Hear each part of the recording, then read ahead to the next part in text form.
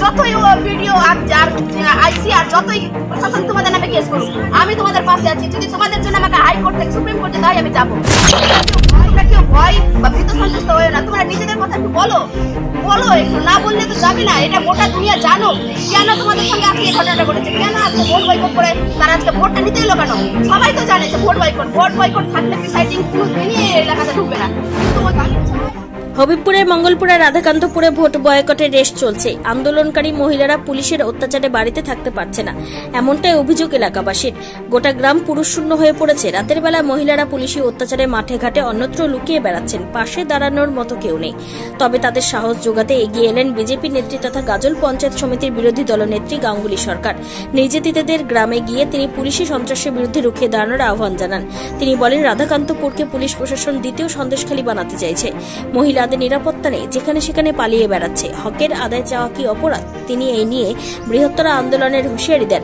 নির্যাতিতা মহিলারা জানিয়েছেন, পুলিশ গ্রামে অকথ্য অত্যাচার করেছে, বাড়িতে কাউকে থাকতে দিচ্ছে না, মুখ খুলে কেস দিয়ে দেওয়া হচ্ছে। পাল্টা তৃণমূলের দাবি, মুখ্যমন্ত্রী মমতা বন্দ্যোপাধ্যায় এর নেতৃত্বে শুধু মালদা নয়, ভারতবর্ষের প্রত্যেক মহিলা সুরক্ষিত। এদিকে গোটা গ্রাম এখনো থমথমে রয়েছে।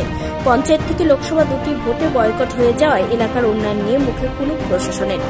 রাধাকান্তপুরে আগামী দিনে উন্নয়ন হবে? এইভাবেই আন্দোলন করে ফের মার খাবেন গ্রামবাসীরা? প্রশ্ন থেকেই যাচ্ছে। আছি যে পুলিশের লাঠি চার্জে একটা পুরুষ মহিলা কেউই বাড়ি থাকতে পারছে না, সবাই ভয়ে আমরা আতঙ্ক। এই গন্ডগোলের জন্য একমাত্র বিডিওই দায়ী। বিডিও বাইরে থেকে সরকারি স্টাফ এনে বহিরাগত লোকদের দিয়ে এখানে ছাপ্পা ভোট করেছে, এর জন্য এই আতঙ্কিত আমরা হয়েছি। আপনাদের উপর কি অত্যাচার করেছে? আমাদের যে গ্যাস বম ফেলেছে, র্যাপ নিয়ে এসে লাঠি চার্জ করেছে, কারো মাথা ফেটেছে, কারো হাত ফেটেছে। একটা বম ফেলেছে বাড়ির সামনে, সেটা আমার হাতে গিয়ে লাগছে। আমি জগন্নাথপুর রামকৃষ্ণপুরের পাশেই আমার বাড়ি। আমি যখন জানতে পারি যে এখানকার মহিলারা প্রচন্ড অত্যাচারিত, ভীত সন্ত্রস্ত, কারণ হচ্ছে ওনাদের যে ভোট বয়কট ছিল, সেই ভোট বয়কটটাকে বন্ধ রেখে বিডিও তার ভুয়ো ভোটারদেরকে নিয়ে এসে ভোট দেওয়া হয়েছে। এই বিডিওর বিরুদ্ধে আমরা একটা পদক্ষেপ চাইছি, যেন এই বিডিওকে এখান থেকে বের করে দেওয়া হোক। আর দ্বিতীয়ত চাই যে আপনারা দেখছেন যে মহিলারা কত ভীত সন্ত্রস্ত, যে আপনাদের সামনেও এসে কিছু বলতে চাইছেন না, দেখতেই পাচ্ছেন আপনারা। আপনাদের মিডিয়ার মাধ্যমে আমি দেখাতে চাইছি, এটা কি রাজ্য সরকার দ্বিতীয় সন্দেশখালী করতে চাইছেন যে পুলিশই অত্যাচার করিয়েছে? ঘটনাটা 7ই মে হয়ে গেছে, কিন্তু আজ 8, 9, 2 দিন হয়ে যাচ্ছে, তবুও পাড়াতে একটা মহিলা নেই, পাড়াতে একটা বাচ্চা নেই, পাড়াতে একটা দাদারা নেই, কাকারা নেই, কেউ নেই। আপনারা একটু দেখুন, এই মহিলাদের যেন সরকার সুরক্ষিত রাখুক, ভালো রাখুক, আমি এটা চাইছি।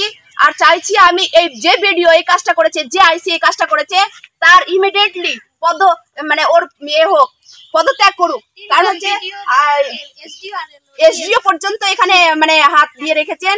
আমি চাই এই যে প্রশাসন যে ঘৃণ্য কাজ করেছে, এই ঘৃণ্য কাজের বিরুদ্ধে আমি আরো বৃহত্তর আন্দোলনে নামতে পারি, বা আমি যাব, এটা আপনাদের মিডিয়ার মাধ্যম দিয়ে জানাচ্ছি, যেন এই রাধাকৃষ্ণপুর যেন দ্বিতীয় সন্দেশখালী না হয়। হ্যাঁ, আমরা চাইছি না যে দ্বিতীয় সন্দেশখালী হোক। এই যে মহিলারা আজকে কত ভীত সন্ত্রস্ত, ছোট ছোট বাচ্চাদেরকে নিয়ে আজকে গাজল থেকে শুরু করে সমস্ত জায়গায় এরা পালিয়ে বেড়াচ্ছে। আমি চাই যে প্রশাসন এর একটা বিহিত করুক, যেন এরা নিজেদের বাড়িতে নিজেদের সম্মান নিয়ে নিজেদের আত্মরক্ষা করে বাড়িতে থাকতে পারে। আপনি দেখছেন এই যে কত হেক্টর জমিতে ধান চাষ করে রেখেছে এই কৃষিরা কি করবে? তাদের নিজের হকের আদায় কি করতে পারবে না? ওরা কি নিজের হকের চাওয়াটা কি চাইতে পারে না? রাস্তা চাওয়া, ব্রিজ চাওয়া কি এনাদের অপরাধ? আজকে অপরাধের ভুক্তভোগী কিছু চাইলেই সরকার যেমন ভোট চাই, সমস্ত নাগরিককে বলে আমরা ভোট দাও, তো নাগরিকের তো অধিকার থাকে রাস্তা সরকারের কাছ থেকে কিছু চাওয়া, কিন্তু সেটা পাচ্ছে না। দ্বিতীয়ত পাচ্ছে না, প্রশাসনকে দিয়ে এইসব মহিলাদেরকে নিগ্রহ করা হচ্ছে, তাদের বাড়ির পুরুষদেরকে থাকতে দিচ্ছে না। আমি চাই, এদের পাশে আমি আছি। প্রশাসনের যারা এই কাজগুলো করেছে, ভিডিও ভুয়ো যে ভোটার, তাদের একটা শাস্তি দেওয়া হোক, এবং এদের জন্য আমাকে যদি বৃহত্তর আন্দোলনে যেতে হয়, আমি সেটাও যেতে রাজি আছি। আমার নাম গাঙ্গুলি সরকার, আমি উত্তর মালদা মহিলা মোর্চার সাধারণ সম্পাদিকা, পাশে আমি গাজল পঞ্চায়েত সমিতির বিরোধী দলনেত্রী। বিজেপির কোনো কথায় পশ্চিমবাংলাবাসী কোনো গুরুত্ব দেয় না, তার প্রমাণ সন্দেশখালীর ভিডিও ফুটেজ। সন্দেশখালীকে কেন্দ্র করে প্রধানমন্ত্রী থেকে স্বরাষ্ট্রমন্ত্রী থেকে শুরু করে বিজেপির তাবড় নেতারা চেষ্টা করেছিলেন এই মিথ্যাচারকে গোটা ভারতবর্ষে ছড়িয়ে দিয়ে তৃণমূলকে বদনাম করতে। কিন্তু সুখবর যে যারা এই বদনাম করতে চেয়েছিলেন তারা প্রকাশ্যে এসে তারা কিন্তু সত্যি ঘটনাটা বলে দিচ্ছে। এবার মঙ্গলপুরার ঘটনাটা যেভাবে ক্রিয়েশন করা হয়েছিল সেই ক্রিয়েশনটা বিজেপি করেছিল। এখন প্রশাসনিক দৃষ্টিভঙ্গি নিয়ে পুলিশ সেখানে কাজ করছে। সেখানে যদি কোনো অন্যায় হয়, কারণ মমতা ব্যানার্জি একজন মহিলা মুখ্যমন্ত্রী, তার আমলে পশ্চিমবাংলায় ভারতবর্ষের সব জায়গা থেকে মহিলারা সব থেকে সুরক্ষিত। সুতরাং সেখানে যদি পুলিশের বাড়াবাড়ি মনে হয়ে থাকে আমরা দল থেকে সেটা দেখব, কিন্তু বিজেপির কোনো সাজেশন বা বিজেপির কোনো অভিযোগের আমাদের কোনো কাছে গুরুত্ব নেই।